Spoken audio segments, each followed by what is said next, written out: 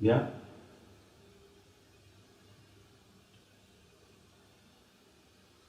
Comment ça va? Vous êtes qui? Oui. Juste. Qui je suis? Je pensais justement me présenter. Mon nom est Gott. Michael Gott. Je suis médecin. Vous pensez que je suis malade? Non. L'êtes-vous? Vous voulez quoi? Oui, on ne vous a pas informé. C'est étrange. Certainement une négligence quelque part. Je suis sincèrement désolé. Je vais leur en parler. Vous êtes qui? Oui. Comme j'ai dit, je suis médecin. Docteur en médecine. Médecin, docteur. Diplômé en tant que... Répondez à ma question. Votre question, quelle question? J'ai demandé qui vous êtes. Vous êtes qui? Je suis médecin. Médecin, docteur. Je crois que je l'ai déjà dit 2 fois. En tant que médecin, j'ai été prié de vous rencontrer. Je dois effectuer un examen. Vérifier votre état de santé actuel, votre état de santé général, ce genre de choses, je suis là pour ça. Vous croyez en Dieu? Avez-vous des objections? À Dieu? Ou au fait que vous croyez en lui? Des objections à ce que j'entreprenne la mise à jour de votre bilan de santé. Vous appelez ça comme ça? Pardon? Vous appelez ça comme ça? Oui, je suppose. Quoi donc? Mise à jour. C'est ce que vous avez dit, non? Oui, exact. Je veux dire, vous avez quand même, malgré tout, vécu dans des circonstances assez exceptionnelles. Pendant... Oui, combien de temps cela peut-il faire maintenant? Depuis combien d'années êtes-vous ici? 6, 7 ans? 6, 7 ans. C'est malgré tout un temps assez considérable dans des circonstances aussi exceptionnelles. Qu'est-ce que ce serait d'autre si ce n'était un simple bilan de santé tout à fait normal que l'on m'a prié d'effectuer de mon mieux?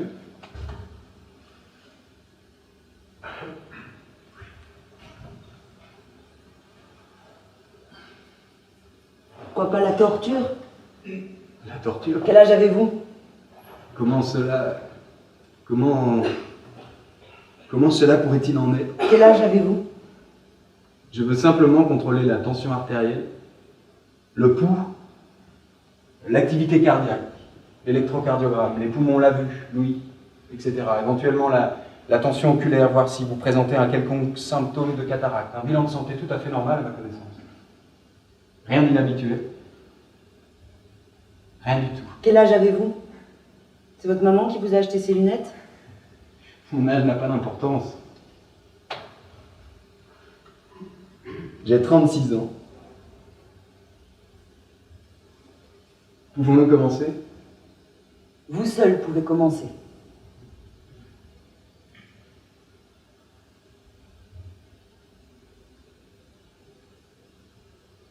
Les menottes vous gênent? Non. Et vous? Je sais pas. Je suppose qu'elles sont nécessaires.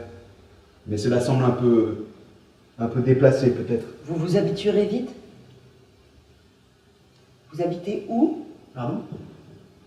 Où j'habite? J'habite à... J'habite à Cuxhaven. Pas Cuxhaven, hein, mais Cuxhaven, une banlieue de Kassel. Vous connaissez? Ah, vous croyez que vous pouvez m'amener à penser que vous êtes sympathique?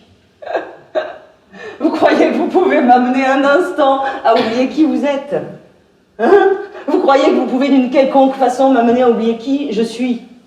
Je crois que nous allons commencer l'examen. Ah, C'est tout aussi bien. pour qui? Qu'avez-vous dit? Ah, vous avez dit que c'était bien.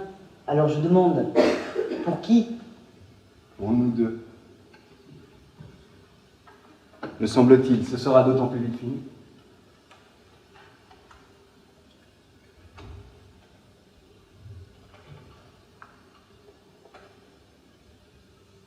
Avez-vous été là-bas? Où? Là-bas. Avez-vous été là-bas? Où ai-je été? À Auschwitz? À Auschwitz. Avez-vous été là-bas? Oui. Donc, je pense que nous allons commencer l'examen.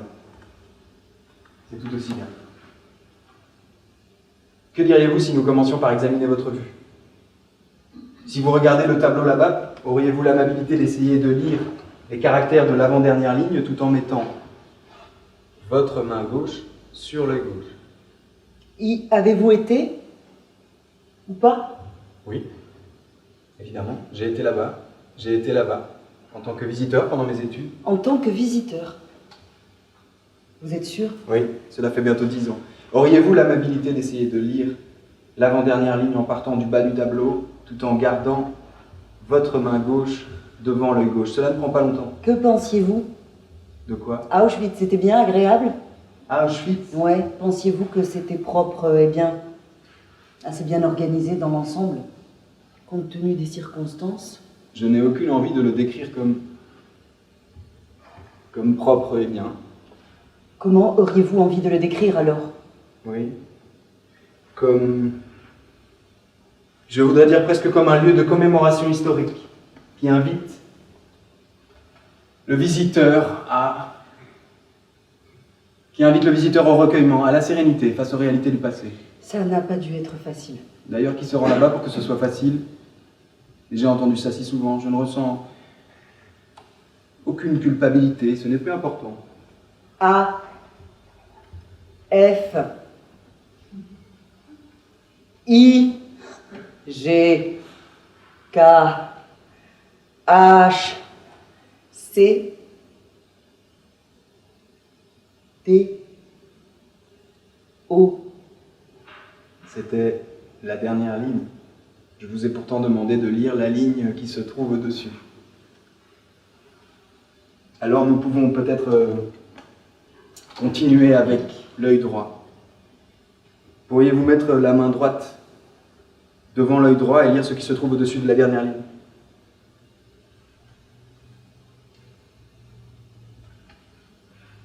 Quelle heure est-il? 9 heures. 11 minutes, on dirait. Cela fait déjà 11 minutes que vous êtes ici. Du matin? Du matin? Pas du tout. Il est 9 heures du soir, passé de 11 minutes. Vous croyez que nous étions le matin? Non, c'est le soir. Des tâches de ce genre, je ne peux m'en charger que le soir. Pendant la journée, j'ai une clientèle assez importante qui me prend tout mon temps. Vous croyez que nous étions le matin? Non. C'est le soir. Je vois dans votre dossier médical que vous n'avez rien mangé durant les 5 derniers jours. Est-ce vrai? Tout cela. Est-ce vrai? Oui. Pensez-vous que je suis jolie? Pourquoi ne voulez-vous pas manger? C'est pour ça que vous êtes ici. Ça les inquiète que je meure. Qui donc? Ceux qui pensent que ce serait une bonne chose? Je ne sais pas ce qui les inquiète. Veulent-ils que je meure? Et vous? Voulez-vous mourir? J'aimais Paris. J'étais heureuse là-bas. C'est bien la ville que je préfère entre toutes celles où je suis allée. C'est si beau là-bas! Nous étions libres, nous étions jeunes. Il n'était trop tard pour rien. Je pouvais ne pas dormir plusieurs jours d'affilée, parler avec des étrangers, écouter de la musique, rire, baiser, je ne sentais jamais la fatigue. J'aimais la lumière, les odeurs, les voix, les mots doux, les discussions violentes. J'ai attrapé une légère infection à la gorge à chaque fois que je suçais mon petit ami, je ne me souviens pas de son nom. C'est normal. Je ne crois pas que ce soit normal. Qu'on ne se souvienne pas du nom de son petit ami? Vous ne parliez pas de l'infection? Non. Je parlais de mon petit ami. Heinrich. Je ne me souviens pas de son nom. C'est une façon assez douloureuse et lente de mourir. Se laisser mourir de faim, je veux dire. Je veux dire, cela prend un temps relativement long. 3 mois. Plutôt 2, peut-être. Seulement 2? Ça va si vite? On doit bien pouvoir y parvenir. Évidemment, cela dépend de l'état général. Est-ce cela que vous avez en tête? C'est pour ça que vous êtes ici? Pourquoi donc? Pour leur donner l'autorisation de me faire manger de force?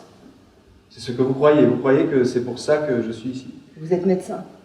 Oui. Il ne manque que l'uniforme. Pardon?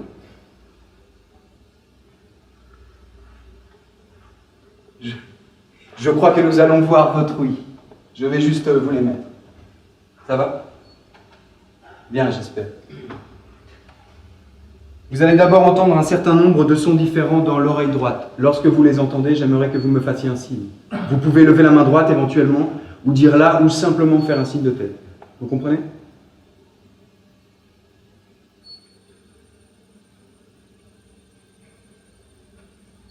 Parfait.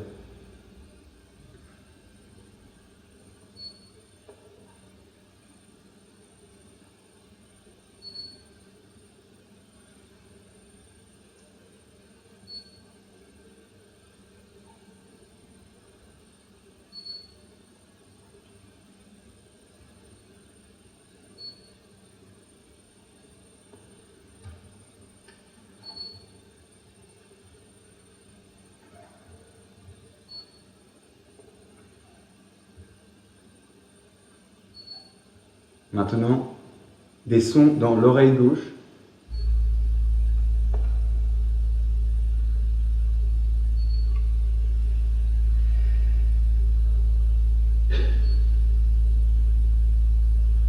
Oui, alors il ne semble pas y avoir d'écart plus important par rapport aux 7 dernières années. Vous n'avez aucun problème avec le grave et l'aigu. Il y a peut-être une légère baisse du registre moyen où se situe le niveau de conversation normal. Une faiblesse légère, mais incontestable. À quelle oreille? Oui, les deux. Je veux dire, après tout, vous n'avez que 33 ans. Pouvez-vous aller vous coucher sur la banquette, là-bas? Je vais prendre la tension, faire l'électrocardiogramme et l'électroencéphalogramme.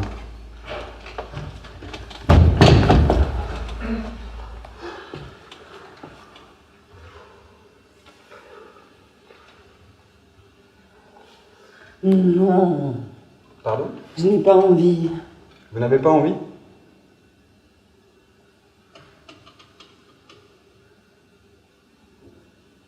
Ok.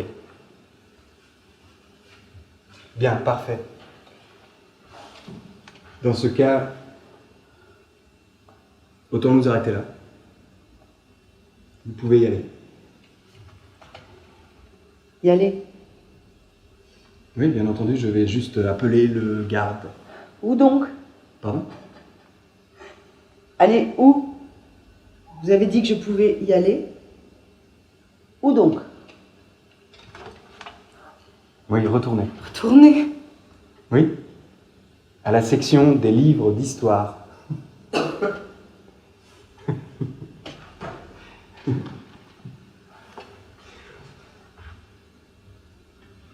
Je vous prie de m'excuser d'avoir ri, c'était déplacé. Mais cela n'a aucun sens que je vous demande de collaborer à une chose à laquelle vous ne voulez pas collaborer.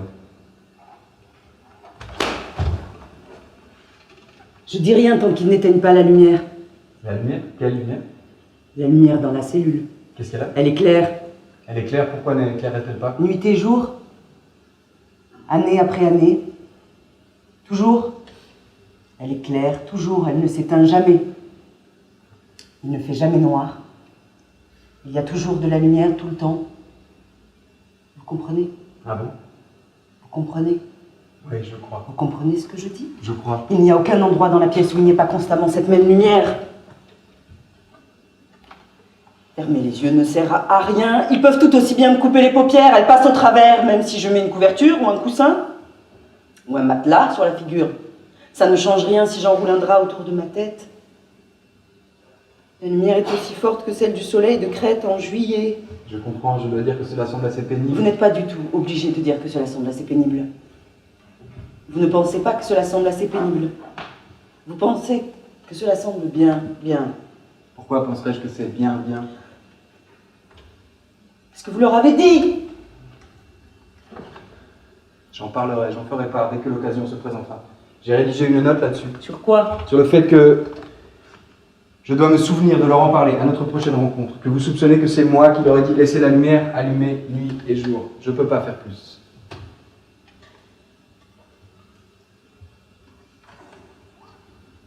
Je pense que j'ai vu un rapport quelque part disant que vous aviez fait plusieurs voyages en Libye. C'est exact, n'est-ce pas? Est-il possible que ce soit cette lumière que vous pensiez qu'on vous avait dit Crète? La lumière en Libye, pas en Crète mais en Libye, est-ce possible?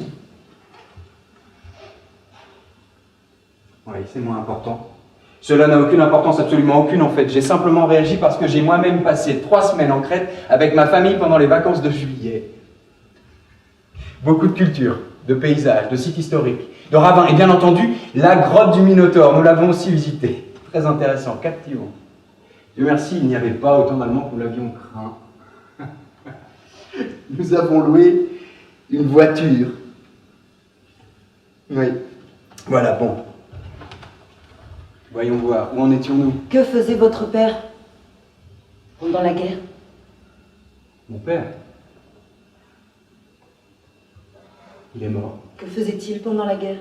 Mon père, il était... Si nous devons parler de lui pendant la guerre, on lui a donné l'ordre, comme à tant d'autres, de participer aux efforts de guerre. Était-il aussi médecin? Oui. Il était médecin.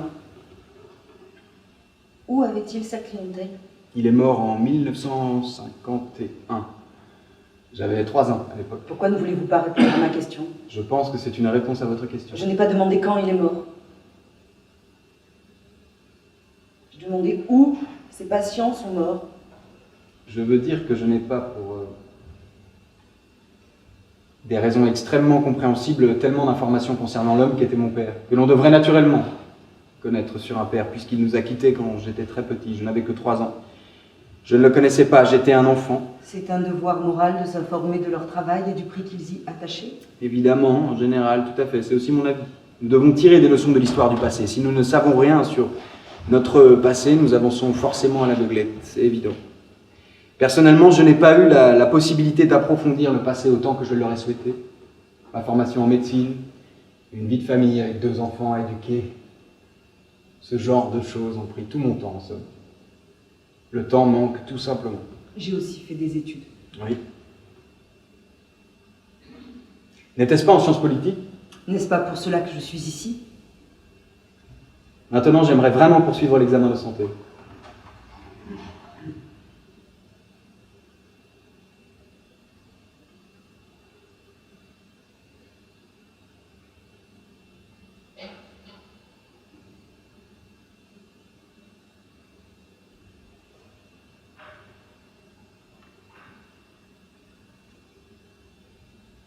Allons-nous essayer? Non?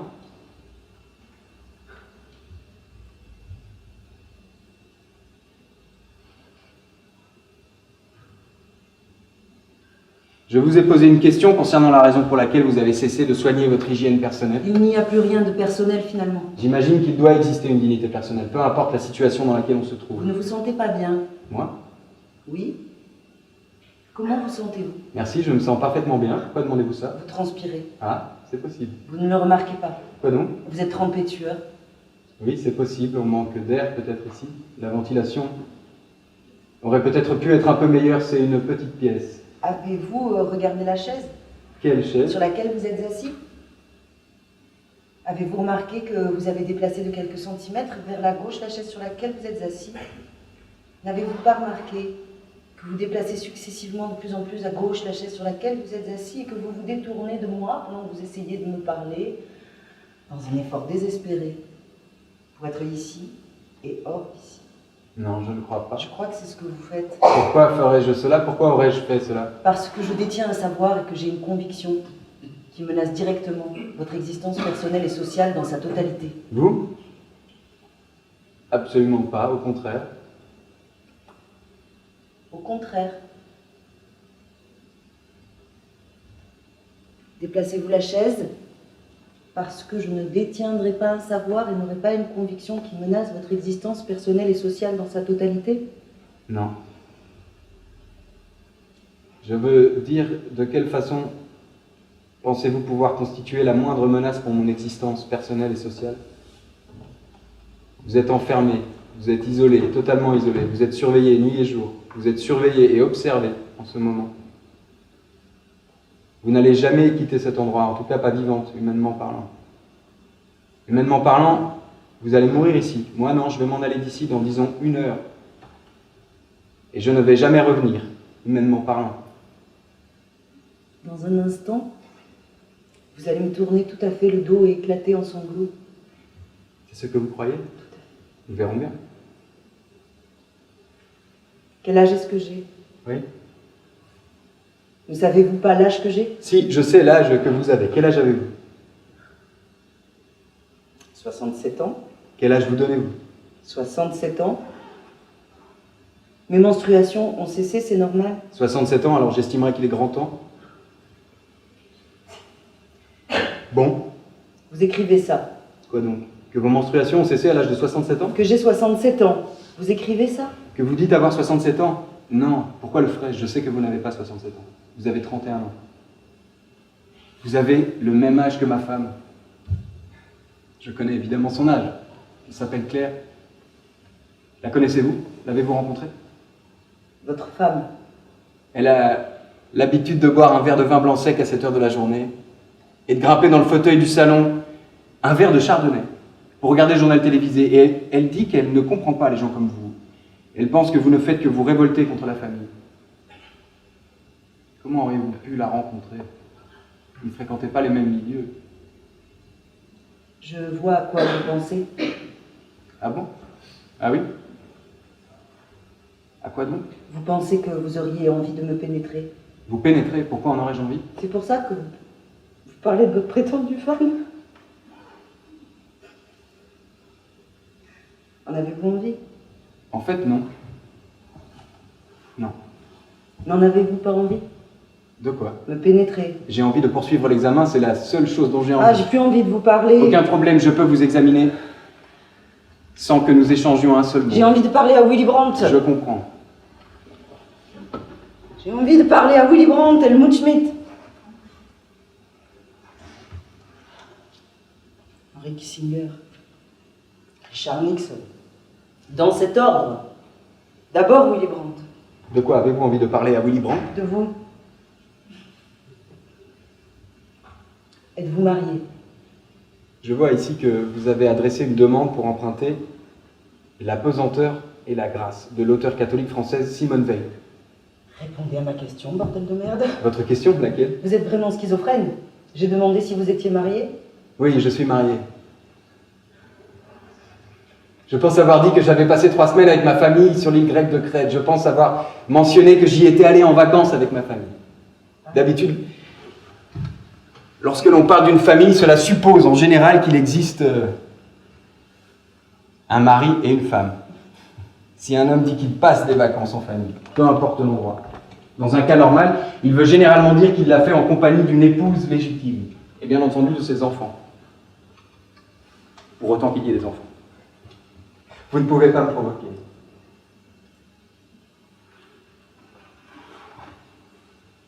Je suis insensible aux provocations. Récemment, j'ai suivi un cours où on apprend à ne pas réagir aux provocations. Quel que soit leur degré de provocation, rien de ce que vous pouvez dire ne peut me faire réagir. Je suis décidé à poursuivre mon travail, indépendamment de la façon dont vous vous comportez. C'est absurde d'essayer. Je veux juste vous en informer. J'en ai rien à foutre de votre femme et de vos gosses, vous non plus. C'est vrai. C'est exact. Vraiment. C'est-à-dire que je dois les laisser en dehors de la tâche que j'ai à remplir, si je veux pouvoir la mener à bien aussi consciencieusement et rigoureusement qu'il le faut. C'est quand même pour eux, pour qu'ils se sentent en sécurité et tranquilles, que nous faisons ce que nous devons faire. Qu'avez-vous écrit?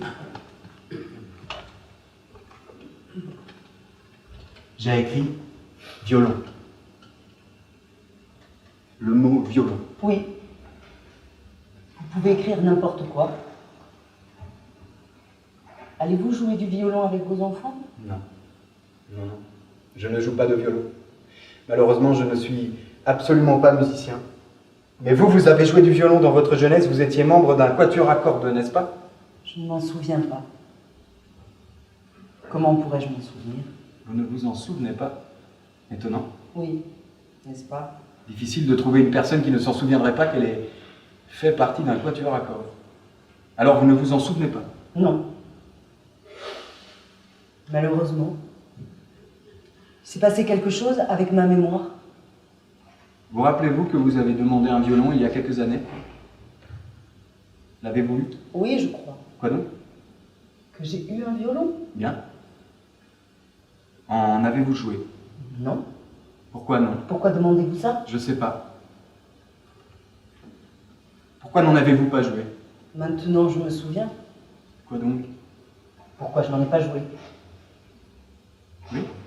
Ils avaient retiré les cordes. Du violon? Toutes les cordes? Pourquoi auraient-ils laissé une corde quand ils avaient retiré les autres? Oui. Peut-être une mesure de sécurité.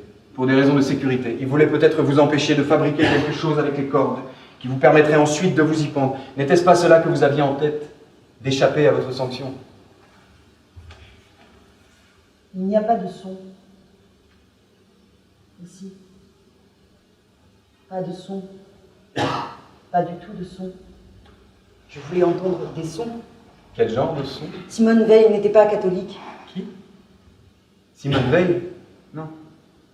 Elle a dit que si on affichait un avis sur les portes de l'église, interdisant l'entrée à tous ceux dont le revenu dépassait une certaine somme, assez peu élevée, elle se convertirait à l'église catholique. Ah, était-elle communiste? Elle était juive, qu'aurait-elle pu être d'autre? Vous identifiez-vous à elle? Et vous? Le faites-vous? Bien entendu. Comment ça?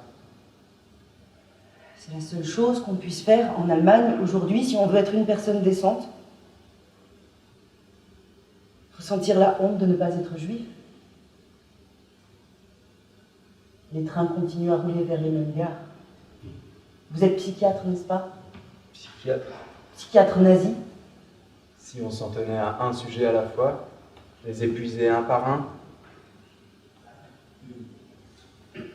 Qu'est-ce qui vous fait penser que je suis psychiatre? Vous préférez quoi? Voir et entendre la façon dont les autres sont torturés? Ou torturer vous-même? Non, je ne suis pas psychiatre. Je suis docteur en médecine, un spécialiste des maladies cardiaques. Avez-vous eu des problèmes au cœur? Un fonctionnement irrégulier du cœur, des douleurs aiguës passagères. Faites-vous de l'exercice régulièrement? Dormez-vous bien? Combien d'heures estimeriez-vous dormir par nuit? J'ai besoin d'aller aux toilettes. Pourquoi donc? Je veux aller aux toilettes. Pourquoi donc? Pourquoi? Pisser sur la moquette ne vous gênez pas? J'ai vu de tout. Bruckner reçoit 80 mg de séconal chaque soir. Sinon, il ne fait que rester couché et crier. Il est plus capable d'accepter la réalité dans laquelle il se trouve. Bientôt, nous allons devoir encore augmenter la dose ou ne plus du tout lui en donner. Il est aux chiottes pour le moment. On appelle ça les chiottes parce qu'on y place des personnes tellement traumatisées par leur situation en isolement total qu'elles ne peuvent même plus retenir leurs excréments. Elles ont complètement perdu le contrôle de leurs fonctions physiques et psychiques. Il est couché sur une civière avec une protection plastique, nu. Un garde est assis en face de lui, de l'autre côté de la porte. Il observe jour et nuit par la vitre blindée, sauf quand il feuillette le journal en buvant son café. Ce n'est évidemment pas le même homme qui l'observe jour et nuit, ce serait trop fatigant. Une équipe de 4 personnes se relaie. Chacune prend en charge un quart de la journée. Ça vous intéresse de le voir?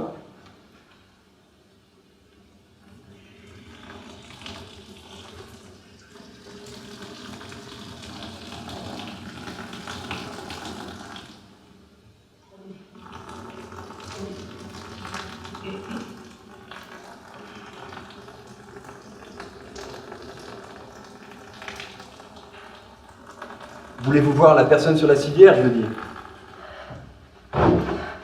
Pas la personne qui la surveille en ce moment. Il est possible que vous ne le reconnaissiez pas. Mais ils peuvent vous dire qui il est.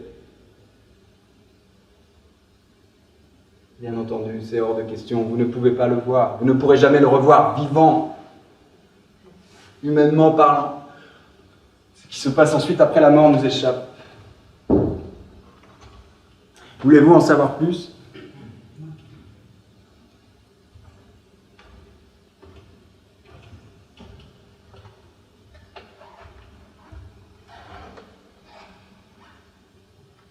Oui. Oui.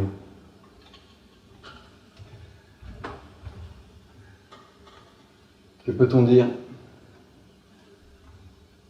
On l'a amené ici il y a 3 semaines, un dimanche à l'heure du déjeuner. Il faisait beau, le soleil brillait.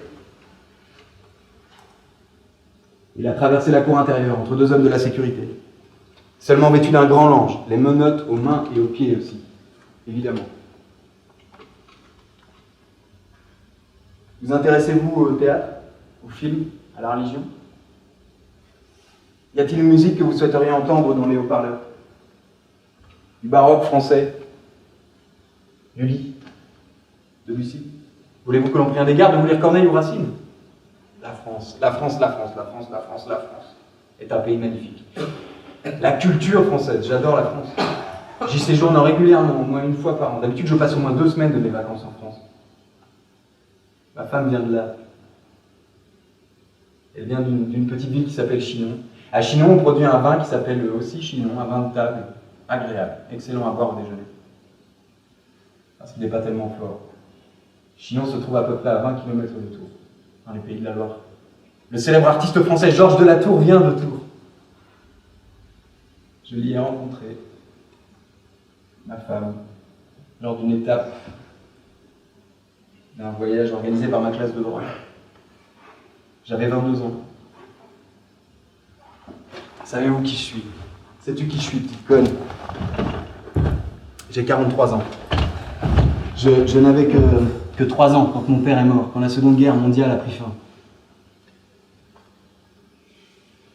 J'ai 2 enfants, 2 garçons. Je les adore. Ils m'adorent.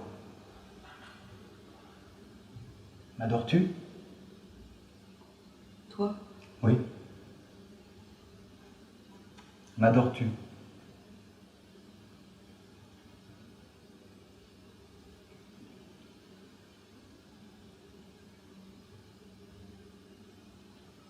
La lumière te gêne-t-elle? Comment ça? La lumière. As-tu la lumière dans les yeux? Veux-tu que je dirige la lampe un peu vers la gauche ou la droite? Non. Non? Ni à gauche ni à droite. Non. Quoi alors? Non. Dirige-la un peu vers le haut, s'il te plaît. Vers le haut?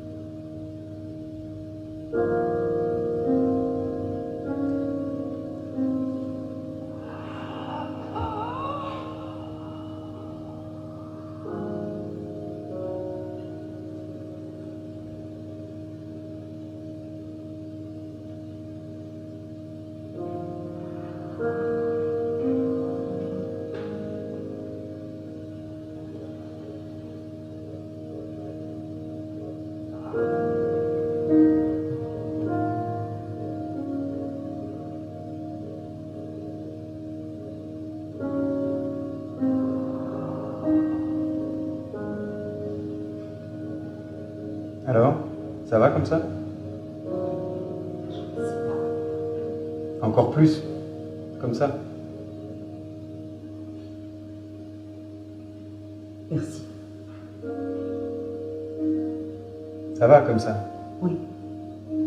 Ça va. Tac.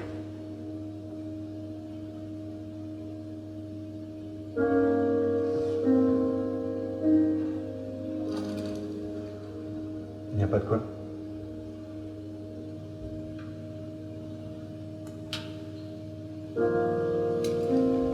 Où en étais-je? Je ne sais pas. Moi non plus. J'aime ceci. J'aime beaucoup ceci. Vous aimez? Oui, j'aime ça. J'aime. En 1973, quel président sud-américain a promu Augusto Pinochet chef de l'armée? C'est une question médicale. Une question médicale, comment ça? Vous êtes médecin? C'est exact, je le suis. Je suis médecin. Êtes-vous vierge? Non, je suis à Essen. Et votre maman est-elle aussi à Essen? Je ne sais pas. Je n'ai pas eu de contact avec elle depuis longtemps. Avec votre maman? Non. Est-elle aussi vierge? C'est important. Important, pourquoi? Pour vous. Pour moi? Pour moi, tout est important. Quelle serait votre préférence si vous aviez la possibilité de choisir que j'introduise dans votre œil l'index droit ou la bite?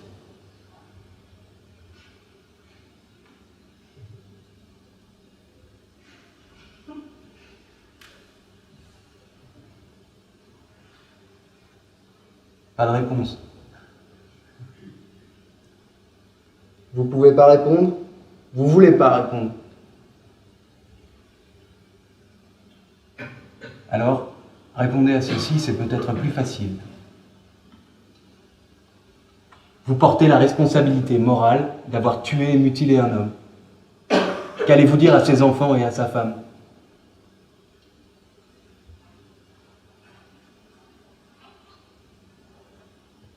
Pardon?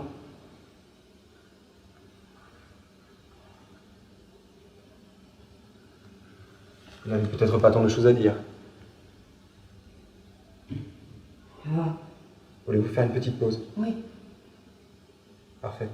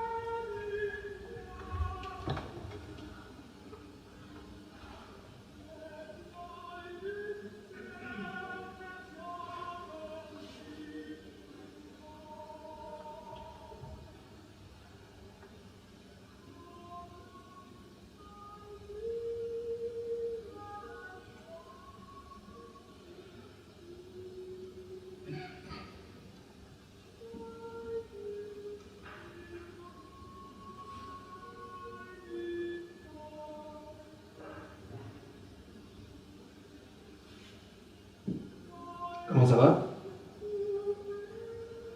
Bien. Merci. Parfait. C'est agréable de faire une petite pause de temps en temps.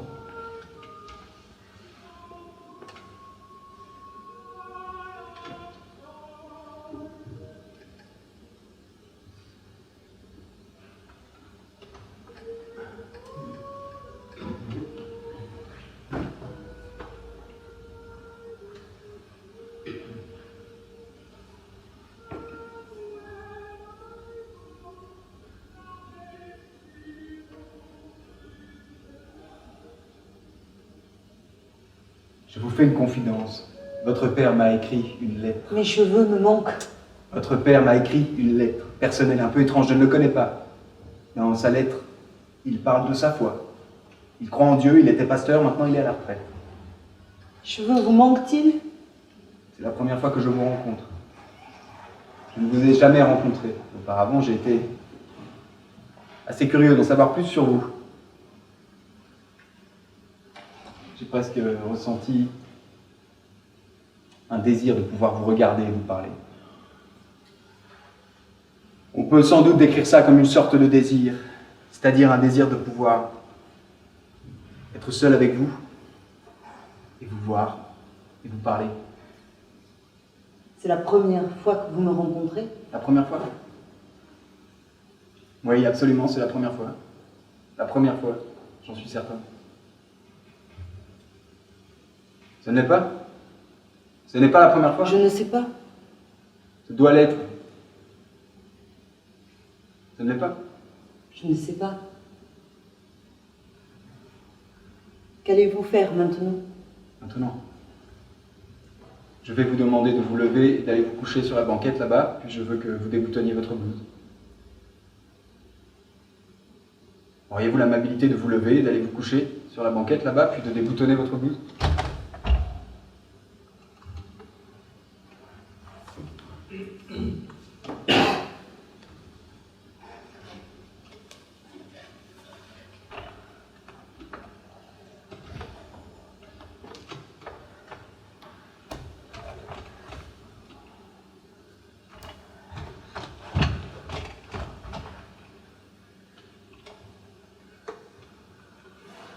Oh.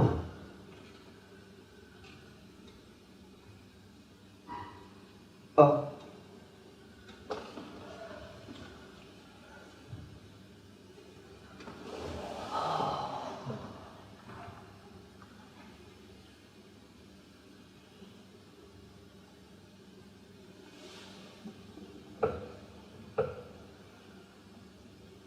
Parfait.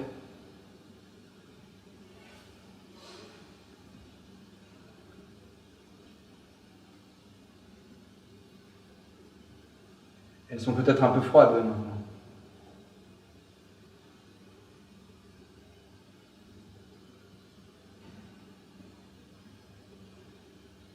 Oh.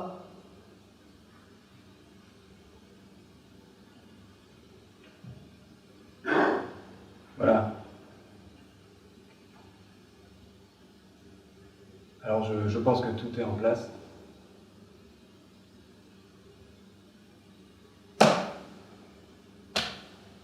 Oh.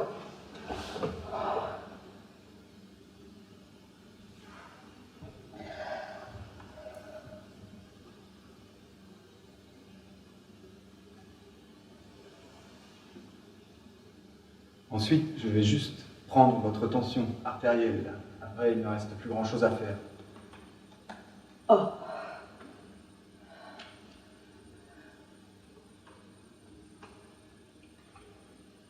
Ça se passe vraiment bien.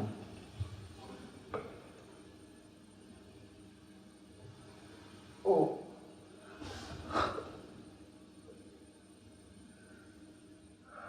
Sont-elles froides?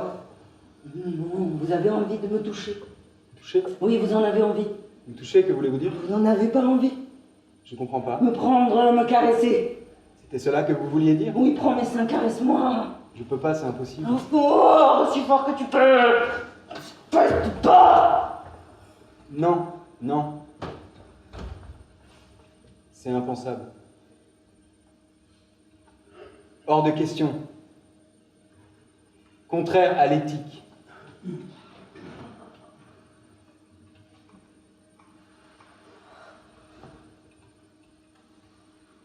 C'est bien impossible. Pensez à ma famille, mes fils, mes collègues de travail. Je perdrai immédiatement ma qualité de médecin. Je peux tout perdre. Il le verrait, hein. Vous me verriez le faire, je le verrais. Cela ne pourrait jamais être effacé. Je serais obligé de vivre avec ça toute ma vie. Je ne pourrais pas vivre avec ça. Mes fils ne pourraient pas vivre avec ça. Mon père se détournerait de moi avec raison. Ce serait comme baiser un animal. Vous êtes un animal, vous comprenez? Vous êtes un animal criminel. Je suis un être humain, et un être humain ne peut pas s'accoupler à un animal. Allons-nous continuer? Oui, Voulez-vous que nous continuions? oui, bien entendu. Alors nous continuons. Vous voulez pas faire une pause? Non. Alors nous continuons. Vous pouvez aller vous rasseoir. Puis-je avoir une cigarette? Désolé, je n'ai pas de cigarette.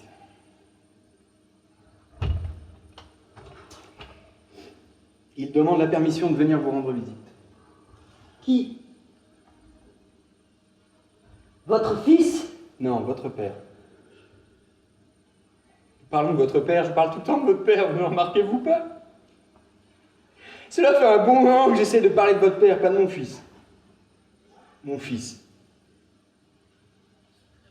À 9 ans.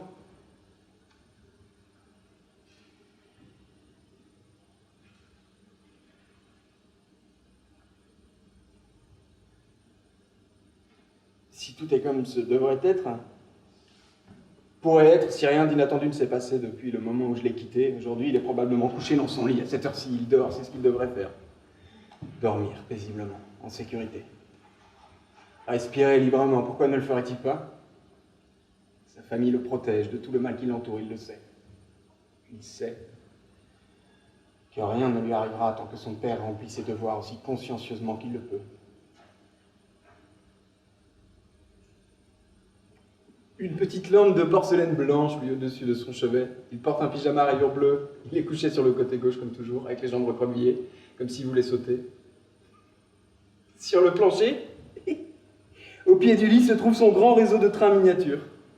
Il l'a en grande partie hérité de son grand-père, qui adorait, vraiment adorait le faire marcher les rares fois où il rendait visite à la famille, quand il était en permission en dehors de son travail oppressant.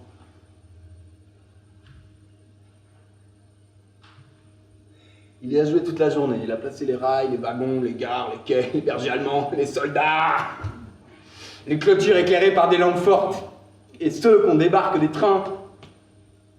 Dans un grand paysage ressemblant à l'ombre, on est fasciné. Cela semble tellement réel, c'est tellement réel. On est fasciné, tout est comme ce doit être, seulement en miniature. Il échouera de nouveau le jour suivant. Il y a un petit détail qui me frappe.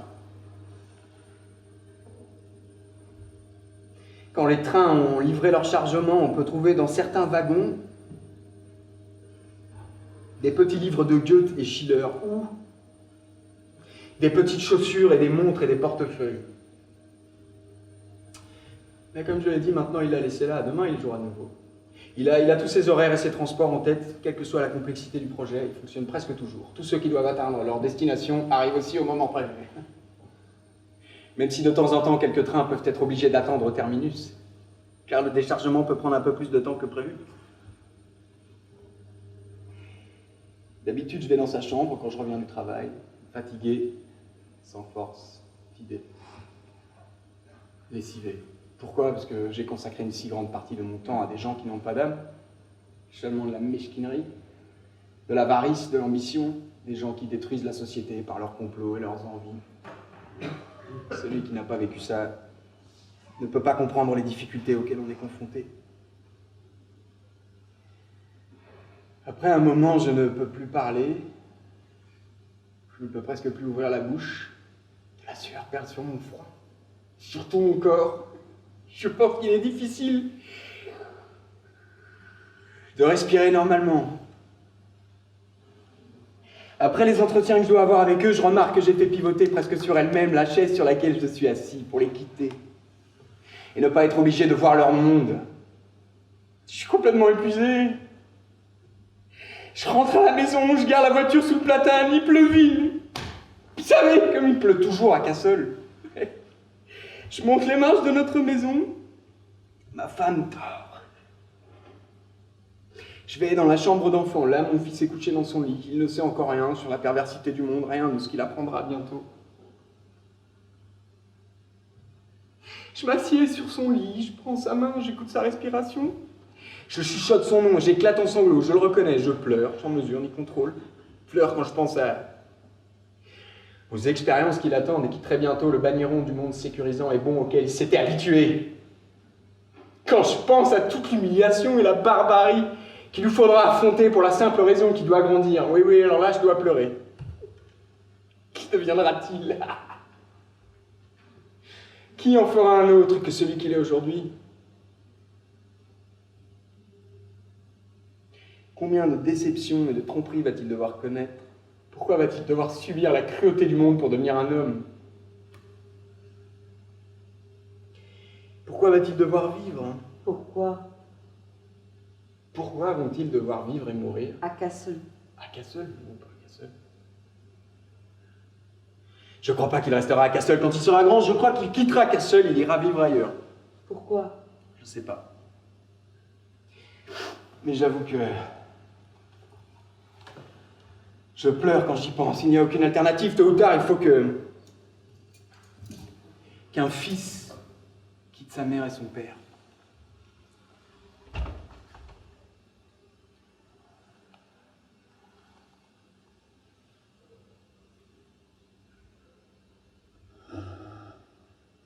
Pardon. J'ai juste encore quelques questions. Du reste, puisque nous en parlons quand même, qu'est-ce qu'on ressent quand on tue quelqu'un? La guerre, c'était la guerre. Qu'est-ce qu'on ressent après? Dites-moi. Ce qu'on ressent. Ressent. Ressent. Vide. Vide. Vide. Comment ça? Vide. C'est tout. C'est tout, c'est ce que vous voulez dire? Non? C'est ce qu'on ressent, c'est tout? La première fois, c'est tout, la première fois. Vide, vide, vide. Comme après un coït peut-être. J'ai vomi. Vomi? Les deux après les deux fois. Laquelle était la pire? C'est souvent pire pour la fille, disent-elles, disent les femmes. Quel âge aviez-vous? J'ai la guerre. J'ai pourtant dit que c'était la guerre. Quel âge aviez-vous, je veux dire, quand vous avez couché pour la première fois? Quel âge aviez-vous quand vous avez montré votre entrecuisse à quelqu'un pour la première fois? Était-il professeur de sociologie et de sciences politiques à l'université de Francfort? Quel âge avait-il? Simple question de routine, il faut que je pose ces questions. Vous comprenez, je suis qu'un employé, je n'ai aucun intérêt personnel à connaître les réponses. Les réponses ne signifient rien pour moi. Ça rentre et ça sort. Ce que vous répondez n'a aucune importance pour moi. Je sais même pas ce qu'on fait des réponses, comment pourrais-je le savoir? Vous aimiez ça? Oui. Vous aimiez l'agitation autour de vous, l'attention, être le centre d'intérêt, les photographes, les caméramans, les journalistes, les voitures blindées, la traque, l'hystérie, l'exaspération. Vous aimiez être traqué, épuisé, arrêté, enchaîné, vous déshabillez dans des lieux publics. Emmené comme ces précieux chevaux de course sur lesquels, en mettant des couvertures pour qu'il n'ait pas froid après la course. Vous aimiez les paradis d'identification, les procès, les juges, le silence, l'isolement, les tombes. Vous aimiez mourir? C'était la guerre.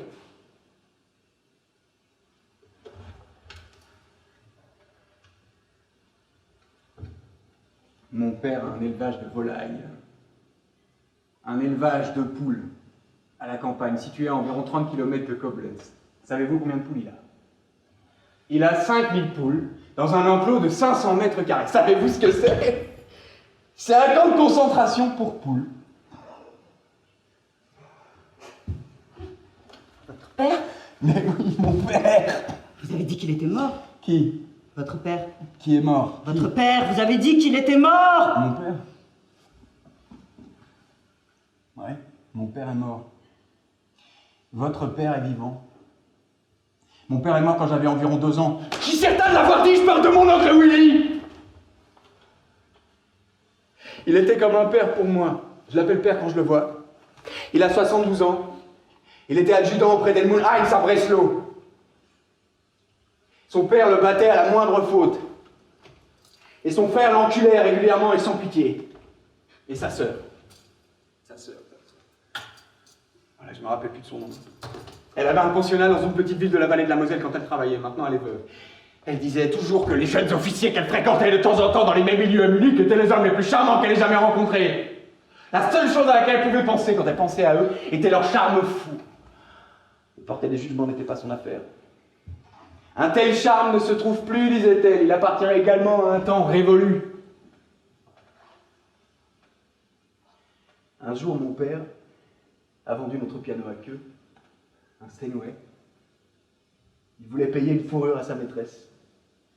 Il m'a obligé à commencer le violon quand j'avais 4 ans. C'est ainsi que j'ai rencontré celle qui est devenue ma femme. Par la musique, elle était violoniste. On s'est rencontrés pour la première fois à Chinon, en France, dans la vallée de la Loire, lors d'un séminaire d'été pour jeunes musiciens prometteurs, dans un très beau petit château. Mais pour le moment, nous ne parvenons malheureusement jamais à nous consacrer à la musique.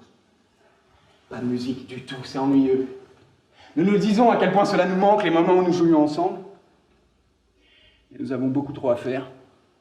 Le temps manque toujours. Il manque pour Beethoven.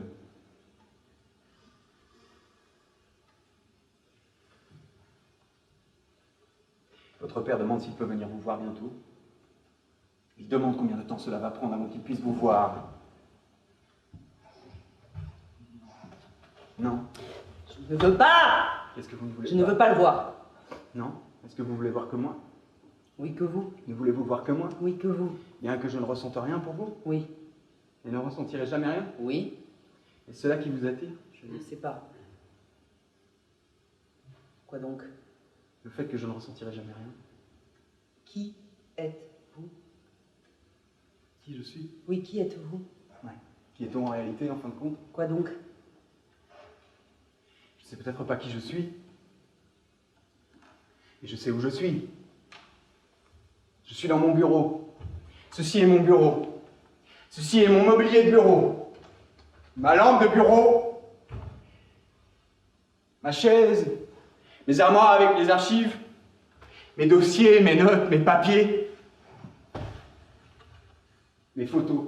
Les hommes que vous voyez sur les photos au mur sont mes professeurs. Ce sont mes certificats et diplômes qui pendent derrière moi à gauche, là. Là.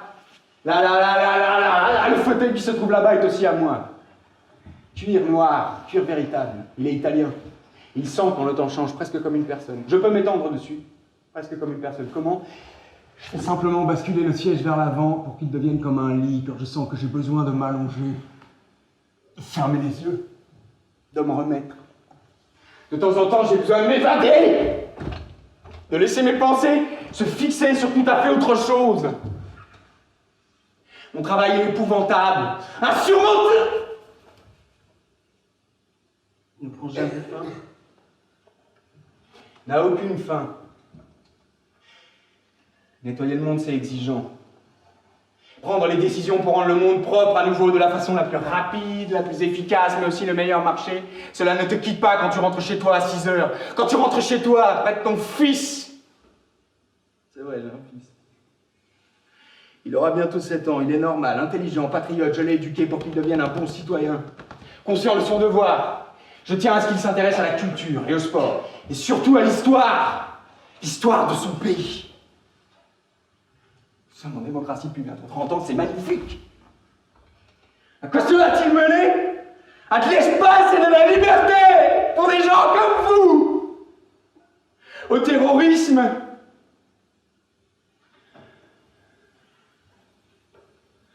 J'espère qu'il ne me traitera jamais avec la cruauté et le manque d'égard dont vous faites preuve envers votre père. Vous ne voulez même pas le voir. Ne comprenez-vous pas à quel point tout ceci l'a éprouvé, lui et sa famille, les plus jeunes? Comment pourrait-il l'être après tout? Vous avez 32 ans. Il peut mourir d'un jour à l'autre. La seule chose qui le fait tenir, c'est sa foi inébranlable. Il est pasteur, il croit en Dieu. Je crois aussi en Dieu. Je crois que Dieu est en moi en ce moment. Je crois que Dieu parle à travers moi en cet instant. Quand j'accomplis ma dure mission. En Dieu, je n'ai aucune liberté. Celui qui croit en Dieu ne peut faire que ce qui est bien et juste. Et c'est pour ça que nous ne douterons pas. Que nous ne serons pas dévorés par des scrupules.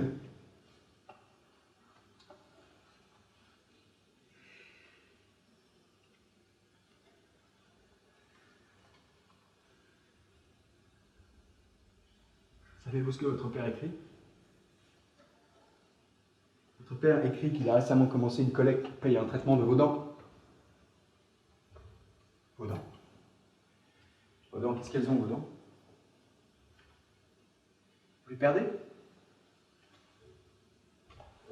Combien en avez-vous perdu? Combien vous en reste-t-il? Je demande combien il vous en reste des dents dans la bouche. Croyez-vous que je ne veuille pas de réponse à mes questions? Croyez-vous que je pose des questions auxquelles je n'attends pas de réponse? Croyez-vous vraiment ça? Croyez-vous que j'ai envie de perdre mon temps?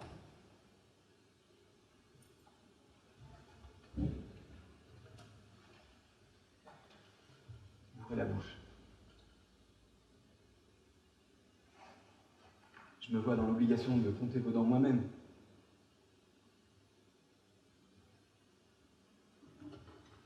Merci. Vous puez le pourri, vous puez le con.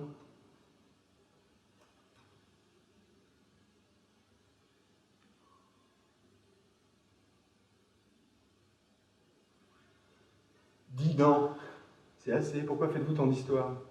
Ne savez-vous pas que c'est la guerre? Je veux plus de légumes. C'est la guerre. Quand je demande de l'eau, je reçois du Coca-Cola. Le Coca-Cola est une boisson formidable. C'est un des produits les plus vendus dans le monde. Nous venons de perdre une guerre mondiale pour avoir la liberté de boire du Coca-Cola. Savez-vous où vous êtes? Oui, Où êtes-vous? dans votre bureau. N'y suis-je pas? C'est vous qui devez répondre aux questions, pas moi.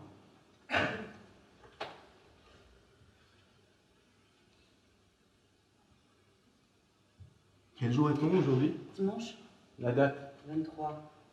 Le 23 mars. Mars? Le 23 mars 1974. Nous ne sommes pas en mars, nous sommes en juillet.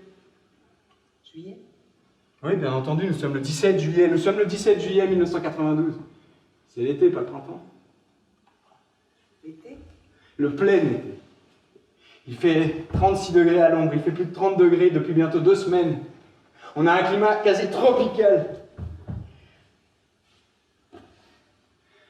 La température ne descend pas au-dessous de 20 degrés la nuit. Dans ces conditions, on a un climat tropical. Le paysage est déjà brun et desséché. Les champs de blé sont moissonnés. La chaleur fait miroiter les monts et vallées dans la brume lointaine. Les nappes d'eau rétrécissent. Les usines sont fermées comme les écoles. Les congés annuels ont commencé la semaine dernière. Il y a eu quelques problèmes dans le col du Brenner. Et le tunnel des retards.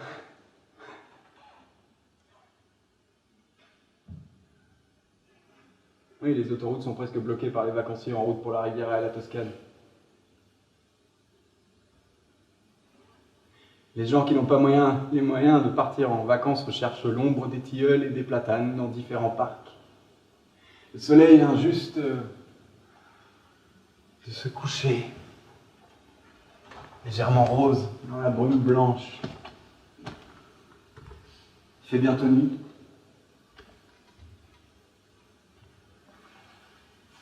Allons-nous continuer? Tuez-moi. Allons-nous continuer à parler de votre père? Ne pouvez-vous pas me tuer? Vous tuez? Oui.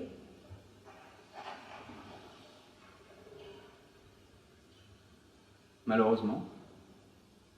Je vous en prie. De vous tuer? Oui. Comment cela arriverait-il? Vous êtes médecin? Le suis-je? Vous l'avez dit? Que je suis médecin? Oui.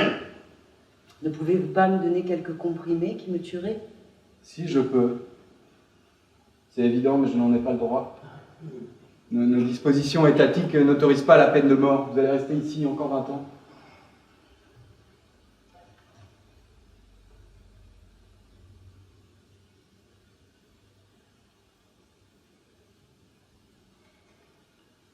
Où en étions-nous? Ouais.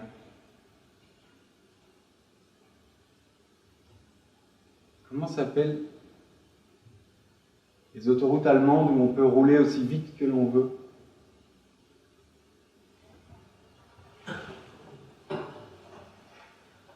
Avez-vous entendu ce que j'ai dit? Qu'avez-vous dit? J'ai dit comment s'appellent les autoroutes allemandes où on peut rouler avec son véhicule aussi vite que l'on veut. Avez-vous compris la question? Oui. Bah répondez alors. Elle s'appelle Autobahn? Elle s'appelle Autobahn. Vous souvenez-vous qu'à l'âge de 12 ans, vous étiez dans un véhicule sur l'Autobahn avec votre père qui était pasteur,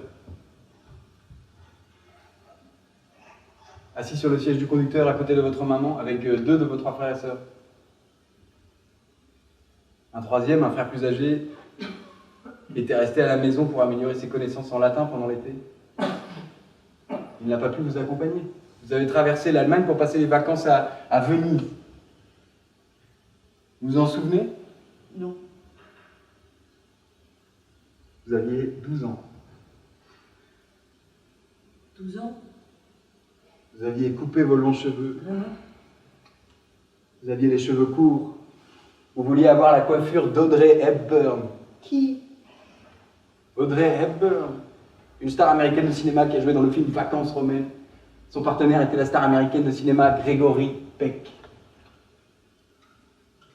Était-ce lors de ce séjour à Venise que vous avez eu votre premier contact avec les idées judéo-marxistes? Était-ce à ce moment-là que vous avez commencé à lire des auteurs marxistes? Disiez-vous Franz Fanon, Jean-Paul Sartre, Cohn-Bendit, Régis Debray, Georges Lukács?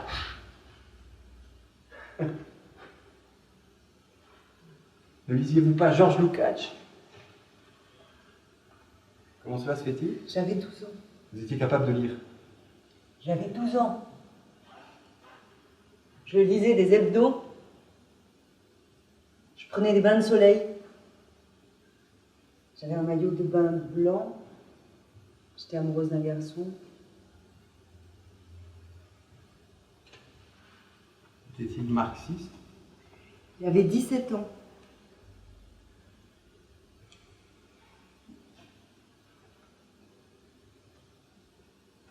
Le garçon dont vous étiez amoureuse, j'ai demandé s'il était marxiste. J'avais 12 ans. Nous habitions à Fiesole. Ce n'était pas à Venise. C'était à Florence. À Florence, en êtes-vous certaine? Ce n'était pas à Venise. C'était Florence, évidemment. J'en suis certaine. Vous auriez dû vous en souvenir si vous y aviez été, le musée Donatello. Oui, je crois. Qu'en pensiez-vous? J'avais 12 ans. Savez-vous où il est né? J'avais 12 ans. Savez-vous quand il est mort? J'avais 12 ans. Parfait, alors je n'ai plus de questions. Qu'avez-vous dit? Alors je n'ai plus de questions. Nous avons fini. L'examen est terminé? Terminé. Oui, nous avons terminé. Je vais juste demander aux gardes de venir vous chercher. Oui, oui. Et vous alors? Moi? Oui, qu'allez-vous faire? Allez-vous rentrer à la maison? À la maison? Je n'ai pas de maison. Pas plus que vous. Nous n'avons pas de maison.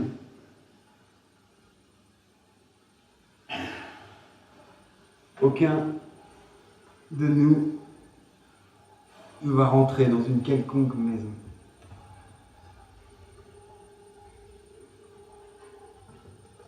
Il n'existe plus aucune maison dans laquelle nous puissions rentrer. Ce qui fut ce qu'on appelle d'habitude une maison, bien qu'elle fût délabrée et provisoire, n'est plus aujourd'hui le fond de ce qui fut un jour une mer quelque part. C'est du sable et de la boue séchée, Ce n'est plus que le désert à présent. Dur et nu. Silencieux et froid, comme l'espace. Épouvantable. Sans fin, sans vie, sans sentiment. Sans mémoire, mort. Vous ne le savez pas ?